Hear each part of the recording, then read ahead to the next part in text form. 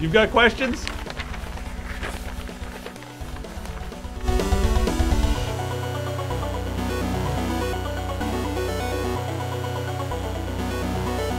Should I just read these stupid things? We got questions here, like a lot of questions. Yes, first question is from Habibo, I guess. I'm not sure if it's Habibo or Habibo or Habibo or Habio. Hey Logan, I love your videos. I just wanted to ask what the difference between the Intel 3470 and the Intel 3570 for gaming, as I am on a budget. Thanks. Okay, the difference between the 3470 and the 3570 is one has a 4 in it and the other one has a 5 in it. And the 3570 also has a K in it. So if you like, you know, if you like 5s and Ks, I'm going to go with the 3570 all the way. I like Ks. They're cool. K stand for kick-ass. They stand for Klobotomon. They stand for cat. Look that one up in your funkin' wagnalls, would you? It's the best answer I've ever heard about which processor's better. Okay, for real, 2 to 5 frames per second. That's the difference. The 3470K, no, 3470 is like 2 to 5 frames per second slower at the stock clock. You cannot overclock it as much, but you can get a decent overclock with it. You can push it like quite a bit. But it does not have an unlocked multiplier, so you don't have all the overclocking nuances, if you will.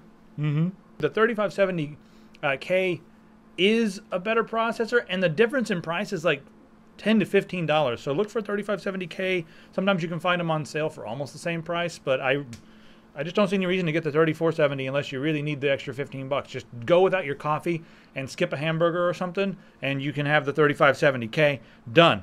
Next one is from Disloyal Hellboy. The processor I'm getting is an AMD FX 4100 Black Edition quad-core 3.6 GHz. This is packaged with a heatsink and with fan. Should I spend the extra money on buying a water cooler? Let me just go through some logic here. If you're buying like a mid-grade CPU like that, and you're thinking about spending like money for a water cooler, I mean like decent water coolers, like real decent water coolers start at like 70 or 80 bucks. And if you're spending less than 70 or 80 bucks on a water cooler, you're probably going to waste your money, because good water coolers, unless they're on sale, usually go from 80 to 100 plus, and that's just for the closed, you know, loop water coolers, which is what you're talking about here. For 100 bucks, you can get like a 3570K or a 3470, but 3570K for the extra 100 bucks. Now, you can get one of those and run it with the stock cooler. It's going to run pretty warm, and you're not going to be able to really overclock it with the stock cooler.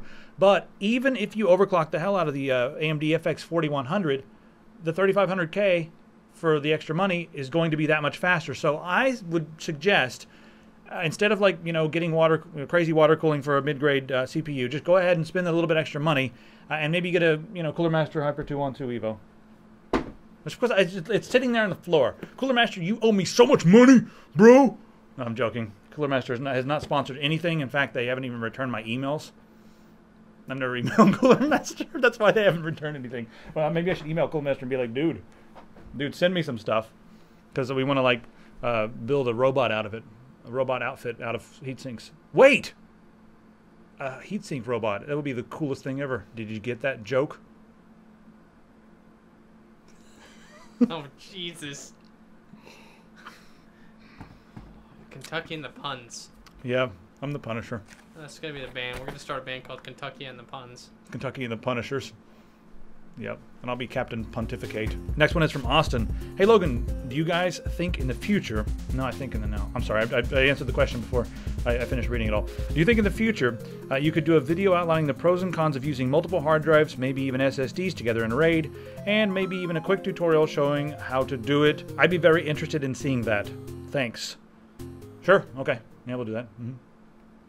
It's a future build idea because it's my editing rig. Yeah, we're going to try to put together an editing rig for Max, and we do need a lot of hard drives, so maybe somebody can send us some hard drives, so I can't afford them right now. Yeah, we're thinking quad SSDs and RAID 0, and then dual, maybe 2.5 terabyte regular hard disk with SSD caching. Just because we can. But I'll be glad to show you guys how to do RAID 105, whatever. You know, 1 plus 0. It's always fun too. I mean, we might actually build a NAS as well. So stay tuned in the next month or so. We'll be doing some tutorials on that. But yeah, you do get quite a bit of benefit out of that. It's nice. All right, this is a long question, but it's a really, really good one, and I suggest you guys sit and watch all of it. I don't know. Close all your other browser windows. This is a good question from Steven. Logan and staff, I started watching the Tech 0021. Promptly went back to watch all of the previous entries and immediately became a fan. Watching a new episode of the Tech is one of the highlights of my week. Yada, yada, yada, yada. Thanks for, tech-related information, such. Thank you so much. Compliments are scary. You know how I am with compliments, Max. It's like... I can't even show you a picture of a cute kitten. You just want to burn it. You want to burn... No, I like cats, but, man, there's a cute level you cannot go past. It's like compliments, right? Yeah, compliments... It's like, thank you, and that's it. Thank you. Very good. All right. First question. What's behind the coaster? A mouse and a Diablo 3 mouse pad. This is a Zoe mouse on a Diablo 3 mouse pad from SteelSeries, and a Razer keyboard, and a Roland mic, and me. All right. Oh, what's the story behind the coaster? Okay. The story behind the coaster is it's dead graphics cards that were laying around, and I was like, they were going to throw it away, and I was like, well, I don't know, just put it on my desk, man, and I'll put my stuff on it. That's pretty much it. Second, is all the money made from the merchandise on district lines obligatory epic pants moment? Go directly to you guys for use in buying new hardware, maintaining the site, so on. The way that works is every time you buy a t-shirt or a poster or something like that on epicpants.com, we get all the money except for like $3. $3 goes to the warehouse. Their district lines is our warehouse. They're pretty cool if you guys are looking to do something on your own. I don't have time to like go through all the orders, and I'm pretty bad at it. Like if I was doing the order fulfillment, it'd take like 3 weeks to get stuff, because I'd be like, did I send that stuff to Carl yet? Oh, no. I don't know. No, yes. Now for my final, possibly noobish question.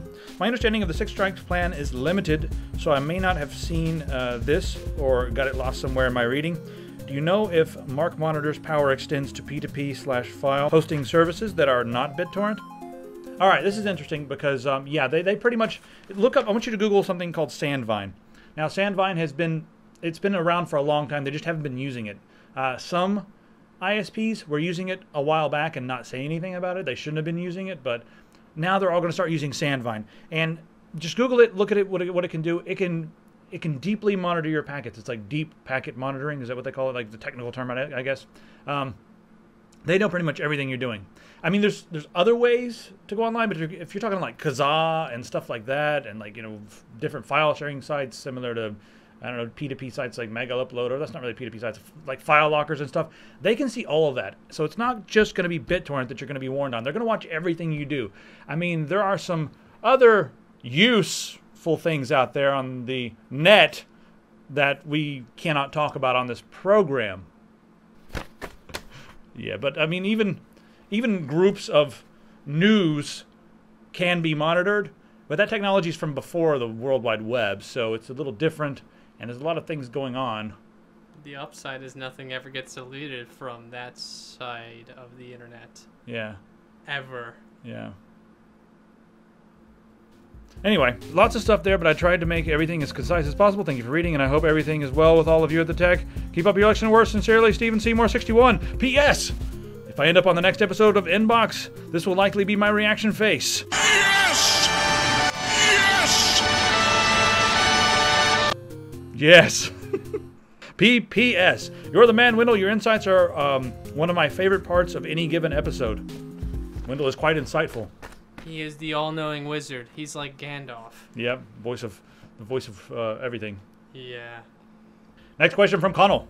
Hi guys, keep up the good work with the show. Always enlightening and entertaining. You have made passing mention about using Adobe After Effects, and I would be interested to hear your views on Adobe in general and the current state of the creative tools market. I use most of the Adobe products in the course of my occupation and was wondering what thoughts, if any, you guys had on some of the new developments out there / alternatives. Furthermore, I'm planning to move to the States and I will require some recommendations on quality beers.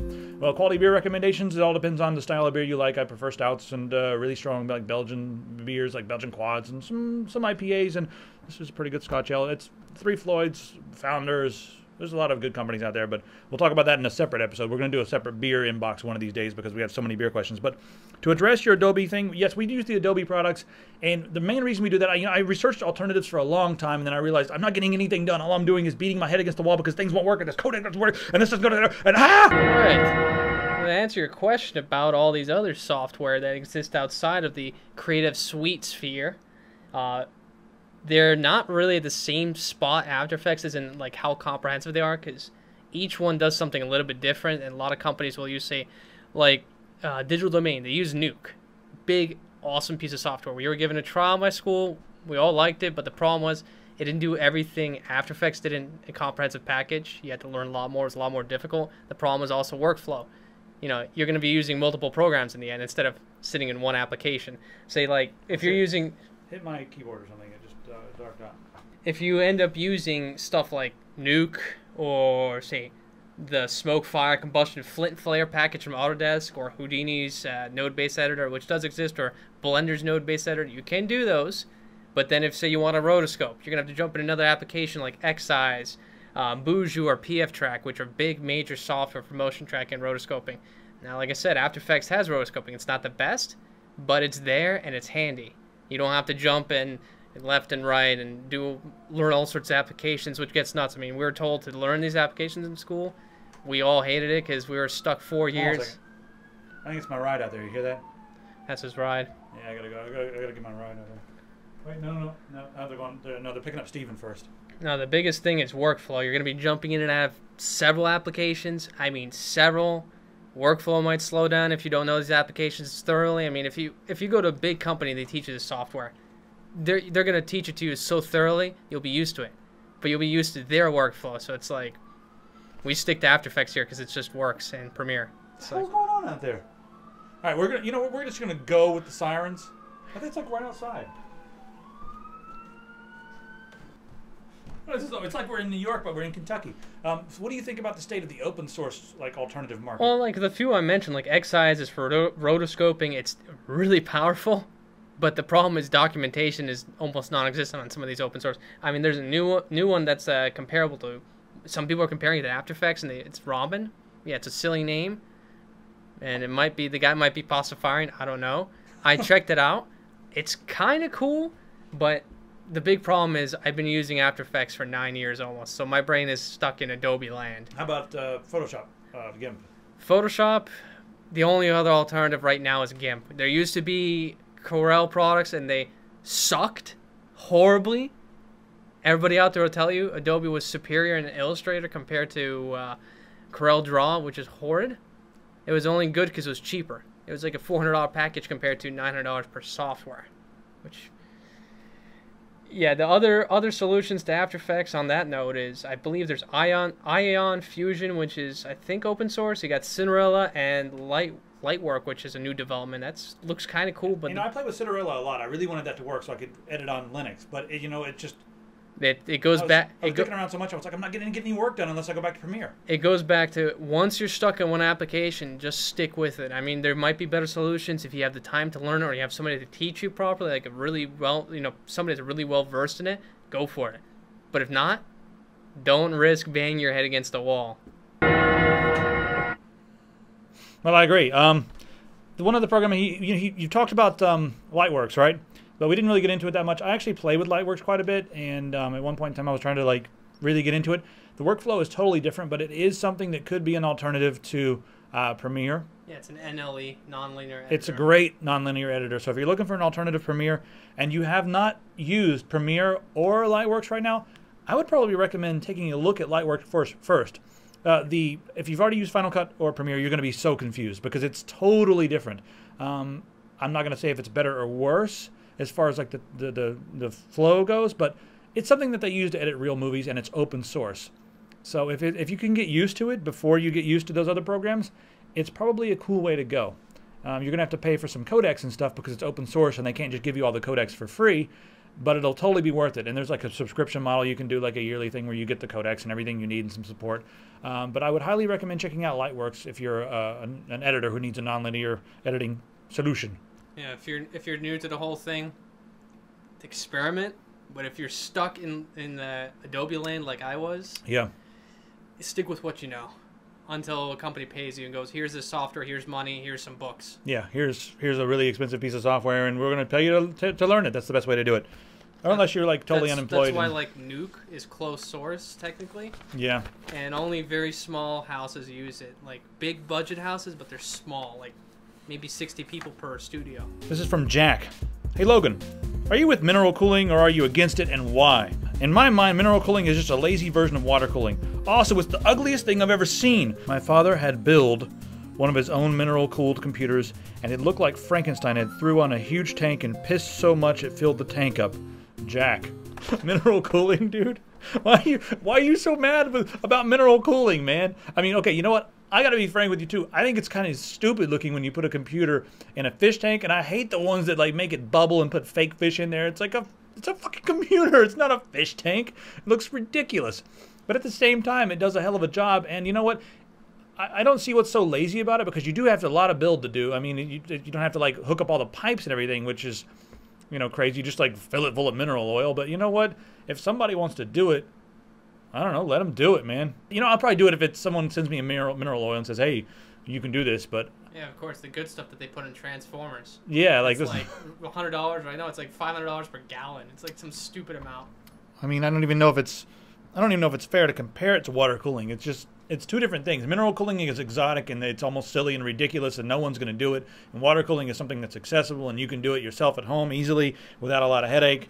And but not to mention upgrading parts, you got to stick your hand into, yeah, slime. Yeah. Oh yeah, the mineral oil. You could have a Greco-Roman wrestling match afterwards. Sometimes I rub my body in mineral oil. That was terrible.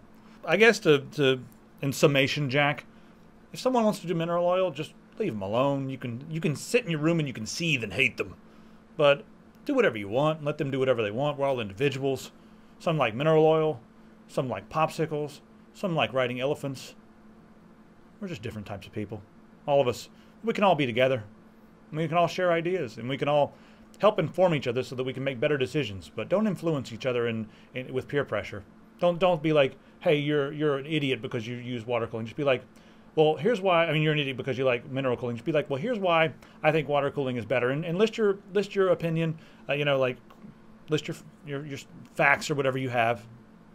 And then let them make their decision. That's what Jesus would do, young man. This has like gone on too long. Piss-cooled computers coming soon to you. Cooled with Frankenstein piss. He pisses anti-piss probably. Yes, he does. All right, goodbye. Inbox.exe. Bye. Get the hell off of this video.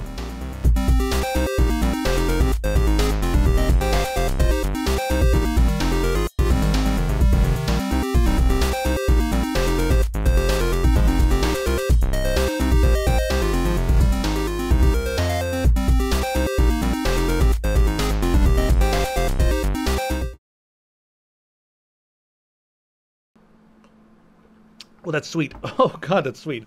Woo! Ah, I feel like Ric Flair. Woo! You know, because that's how I feel right now. I don't know about Ric Flair. Is that wrestling dude? He wrestles. He wears spandex, like man's spandex, and gets in there and rubs his sweaty body all over people, and he goes, woo! Throwing sweat all over them. That's nice. Hi, guys. Keep up the good work. I buy the beer. Hi, guys. Keep up the good work with the show. Always enlightening and entertaining. Always enlightening and entertaining. That's a mouthful. It is a mouth. This is it's so good. You know, the first day... I can smell it from here. First, it needs to be warmer. It cannot be, like, too cold. It's a scotch. Yeah, it's like freaking... It's sweet, though.